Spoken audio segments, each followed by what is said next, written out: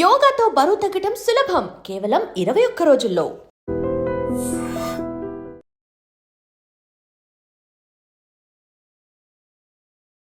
Hi hello నమస్తే, welcome back to iDream media. ఈరోజు మనతో పాటు ఉన్నారు హైకోర్టు అడ్వకేట్ అలాగే ఇమిగ్రేషన్ లాయర్ అయిన పృథ్వీ గారు.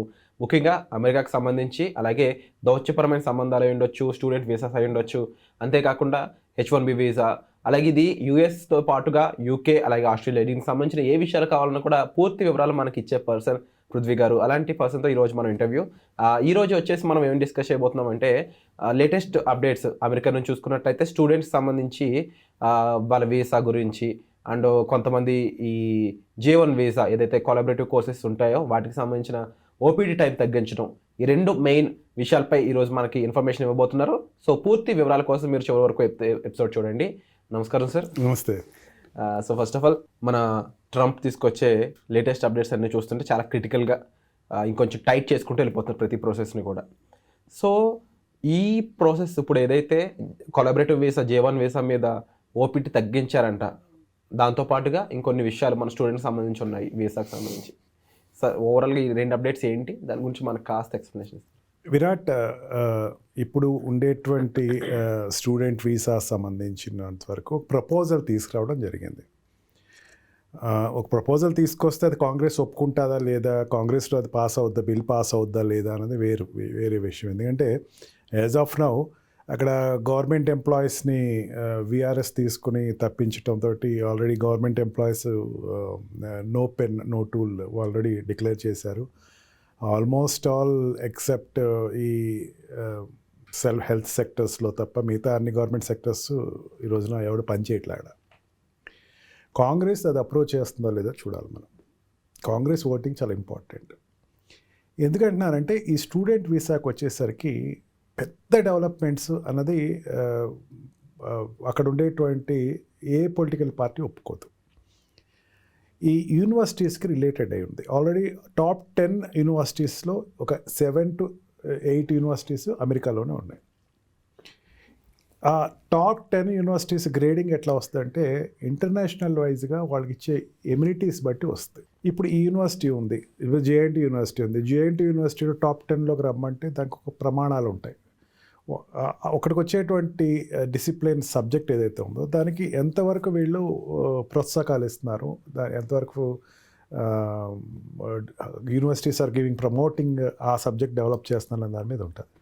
దాని మీద పెత్తనం అనేసరికి ఏ కాంగ్రెస్ సభ్యుడు ఒప్పుకోడు. కానీ దానిని చెక్ పాయింట్ పెట్టడం కోసమని, దానిని ఒక కంట్రోల్లో తీసుకురావడానికి తినేం చేశాడంటే ఏ కోర్స్ అయినా సరే డెడ్ లైన్ ఇచ్చేసేసేయండి, 4 years మ్యాక్సిమం దాటకూడదు.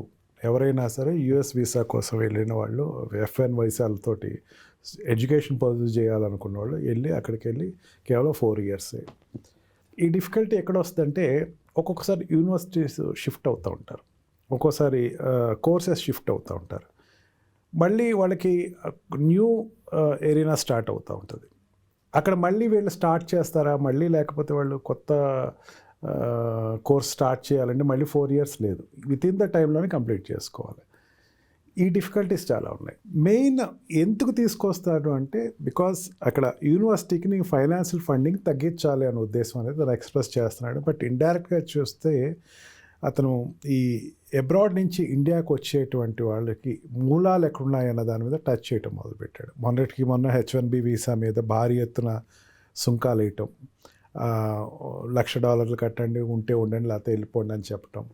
ఇప్పుడు వచ్చి దీనిని స్టూడెంట్ వీసా అంటే అమెరికాకు వచ్చేటువంటి వ్యక్తుల్ని తగ్గించడం. ఇప్పుడు చాలామంది దీనికి ఇంకొక ఎపిసోడ్ కూడా చేద్దాం విరాట్ దీని మీద. అక్కడ ఉండే స్టూడెంట్ కొంచెం రకమైన పీర్ ప్రెషర్లోకి వెళ్ళిపోవటం, ఒక రకమైనటువంటి భయాందోళనతో చెందటం అన్నది జరుగుతుంది. అక్కడ ఉండేటువంటి F1 వీసా హోల్డర్స్ స్టూడెంట్స్కి అయితే అది పెద్దంత భయపడాల్సిన అవసరం ఏం లేదు. మెయిన్గా J1 వీసా మీద వచ్చేవాళ్ళు అంటే కొలాబరేటెడ్ ప్రోగ్రామ్స్ ఉన్నాయి మనకి, JNTUలో కూడా ఉన్నాయి మన కొలాబరేటెడ్ ప్రోగ్రామ్స్. చాలా రిప్యూటెడ్ యూనివర్సిటీస్ అన్నిటికీ మనకి కొలాబరేటెడ్ ప్రోగ్రామ్ ఉండటం జరుగుతుంది. అంటే వాడు ఇక్కడ 2 years 3 years ఇక్కడ చేస్తాడు, తర్వాత అక్కడికి వెళ్ళి మాస్టర్స్ డిగ్రీ కంటిన్యూ చేస్తాడు. అంటే ఇక్కడేమో బేసిక్ డిగ్రీ చేయటం, అక్కడికి వెళ్ళి మాస్టర్స్ కంప్లీట్ చేయటం జరుగుతుంది. ఈ ప్రోగ్రామ్ కూడా 4 years కల్లా కంప్లీట్ చేసేవాడు. ఇది పెద్ద ప్రమాదం కాదు. ఓపీటీ తెచ్చుకోవడానికి ఆప్షనల్ ప్రాజెక్ట్ ట్రైనింగ్కి వాళ్ళు వెళ్ళినప్పుడు దానికి వెంటనే దొరుకుతున్నాయా అంటే ప్రతిదీ వెంటనే దొరకవు. వాళ్ళ కోర్సెస్ బట్టి, అంటే ఇప్పుడు సాఫ్ట్వేర్ ఇంజనీర్స్ అయితే వాళ్ళకి వెంటనే దొరుకుతూ ఉంటాయి. కొన్ని సైన్స్ ప్రోగ్రామ్స్లో ఈ శాటిలైట్ సంబంధించినటువంటి వాళ్ళు సబ్జెక్ట్స్ ఏమైనా చేసినా, లేకపోతే మెడికల్ సంబంధించిన సబ్జెక్ట్స్ ఏమైనా చేసినా సరే కొంచెం టైం పడుతుంది. అట్లాంటి వాళ్ళు ఎవరైనా సరే 60 days టైం ఇచ్చేవారు. అంటే వాడు కంప్లీట్ చేసుకున్నాక ఓపీటీ రాకపోతే కనుక 60 days టైంలో నువ్వు ఓపీటీ తెచ్చుకో. ఆ 60 days టైంలో నువ్వు ఓపీటీ తెచ్చుకోకపోతే then you have to ask for the extension అన్నది ఉండేది. దానిని కట్ చేస్తే ఏం చేశాడంటే 30 days చేశాడు. 60 days కన్నా 30 days చేశాడు. 30 days లోపు వాళ్ళు కంప్లీట్గా ఓపీటీ తెచ్చుకోవాలి. లేదంటే కనుక డిపార్ట్మెంట్ ఆఫ్ హోమ్ సెక్యూరిటీకి డిహెచ్ఎస్కి రిపోర్ట్ చేయండి, వాళ్ళు ఇస్తే ఉండండి, లేకపోతే లేదు. మీకున్న ఎక్స్పీరియన్స్లో మీరు చెప్పండి సార్, 30 days ఓపీటీ తెచ్చుకోగలరు ఎవరైనా? మెయిన్ ఇక్కడ తెలుగు స్టూడెంట్స్, తెలుగు ఏ స్టేట్స్లో ఉండేటువంటి స్టూడెంట్స్కి ఏంటంటే అది పెద్దంత కష్టమైన విషయం అయితే కాదు. మెయిన్ ప్రాబ్లం ఎక్కడ వస్తుందంటే నార్త్ ఇండియన్ స్టూడెంట్స్కి అండ్ బెంగాల్ స్టూడెంట్స్కి వాళ్ళకి కొంచెం ఇబ్బంది ఉంటుంది.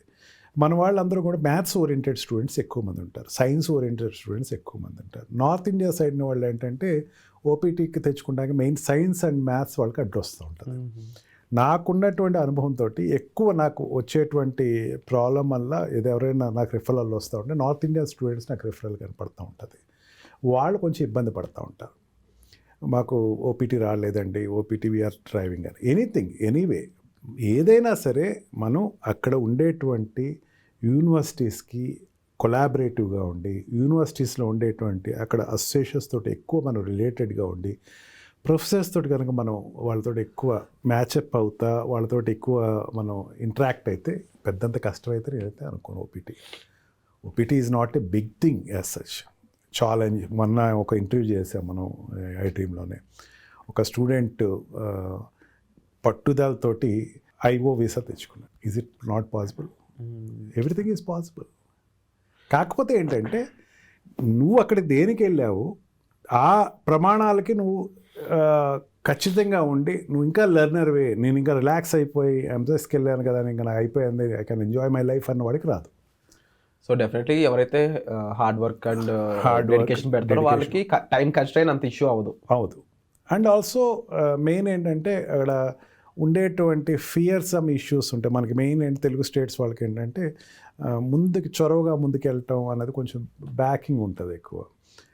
దానికి అండ్ ఇంగ్లీష్ ఫ్లూయెన్సీని కూడా అక్కడ వాడు పరిగణలోకి తీసుకోవాలి. ఆ ఫ్లూయెన్సీ ఆఫ్ ఇంగ్లీష్ ఇవి అనేది వాడు పర్ఫెక్ట్గా ఉంటే he will get OPT, no doubt. And యూనివర్సిటీస్కి చాలా వరకు కంట్రోల్లో ఉంటుంది. ఓపీటీ ప్రోగ్రామ్ ఎంకరేజ్ చేసేది యూనివర్సిటీస్. యూనివర్సిటీలో నువ్వు వెళ్ళినప్పుడు యూనివర్సిటీలో ఉండే ప్రొఫెసర్స్ తోటి, అక్కడ ఉండేటువంటి ఎడ్యుకేషన్ అసోసియేషన్స్ తోటి నువ్వు ఎక్కువ క్లోజ్గా ఉంటే you will be picked up very easily. ఇప్పుడుండే పరిస్థితుల్లో ఏంటంటే H1B వీసా మీద రెస్ట్రిక్షన్స్ ఉన్నాయి కాబట్టి ఆల్రెడీ ఇన్లాండ్ స్టూడెంట్స్, అక్కడ ఉన్నటువంటి స్టూడెంట్స్ని వాళ్ళని ఎక్కువ క్యాచప్ చేసి జాబ్స్ ఇవ్వాలి కాబట్టి ఇప్పుడు ఉండేటువంటి స్టూడెంట్స్కి ఓపీటీ రావడం పెద్ద కష్టం కాదు. H1Bకి కాంపిటీషన్ లేదు, అబ్రాడ్ నుంచి నీకేం కాంపిటీషన్ లేదు. ఉంటే కనుక యూఎస్లో ఉన్న వాళ్ళతో H1B extension, H1B new స్లాట్స్కే problem ఉంది. నీకు కాంపిటీషన్ తగ్గింది. స్టూడెంట్కి అక్కడ కాంపిటీషన్ ఎప్పుడైతే తగ్గిందో H1B out side of India, out side of US నుంచి ఆటోమేటిక్గా నీకు ఉండేటువంటి క్రూ నిన్నే తీసుకుంటాడు. వాడు ఏదైనా కంపెనీస్ తీసుకోవాలంటే మిమ్మల్నే తీసుకోవాలి, వేరే ఆప్షన్ లేదు వాళ్ళకి. అందుకని అక్కడ ఉండే కంపెనీస్కి it's a good time to take the Indian స్టూడెంట్స్కి మంచి ఎంకరేజ్ టైం అని చెప్పచ్చు. ఇది దాన్ని ఆ రకంగా తీసుకుంటే ఇది అడ్వాంటేజ్ అని చెప్పచ్చు. Wonderful sir. సో ఓవరాల్గా అబ్జర్వ్ చేసినట్లయితే ఇది అంత సీరియస్ ప్రాబ్లంలో కనిపించట్లేదు. But it depends on the individual person. వాళ్ళు జాగ్రత్తగా ఉండి వాళ్ళు డెడికేటెడ్గా ఉండగలిగితే మాత్రం డెఫినెట్లీ వర్త్ చేసుకోవచ్చు అక్కడ ఉన్న టైంని. సో విన్నారు కదండి ఈరోజు విషయాలన్నీ కూడా. దీనికి సంబంధించి మీరు ఏమనుకుంటున్నారో ఒపీనియన్ని కామెంట్ సెక్షన్లో మెన్షన్ చేయండి. అలాగే నిజంగా ఓపీటీ అనేది 30 రోజుల్లో తెచ్చుకోవడానికి ఎటువంటి విషయాలు అవసరం అవుతాయో యూఎస్ నుంచి చూస్తున్న స్టూడెంట్స్ అయి ఉండొచ్చు, వ్యూయర్స్ అయి ఉండొచ్చు, కామెంట్ కూడా చేయండి. వచ్చే ఎపిసోడ్లో మళ్ళీ కలుద్దాం. Thank you so much. And don't forget to subscribe to iDream. And for more videos, please subscribe to iDream. Please subscribe to iDream. Please subscribe iDream. And please subscribe to iDream. For more videos, subscribe to iDream. please like, share and subscribe to the channel. Congratulations, iDream. Subscribe to iDream. Subscribe to iDream. So subscribe to iDream Media. iDream team అందరికి huge congratulations. Please subscribe iDream Media. Please subscribe to iDream. Subscribe iDream. Please subscribe to iDream. iDream అంటే నా కళల channel subscribe చేసుకున్నారు, నోరు తిరుగుతలేదు. మీరైతే గంట గుర్తు కొట్టండి. For more such videos, please subscribe to iDream. Subscribe to iDream. Please subscribe to iDream. Please subscribe iDream Media. Please do subscribe to iDream. Please subscribe to iDream Media. For best entertainment and information, please subscribe iDream.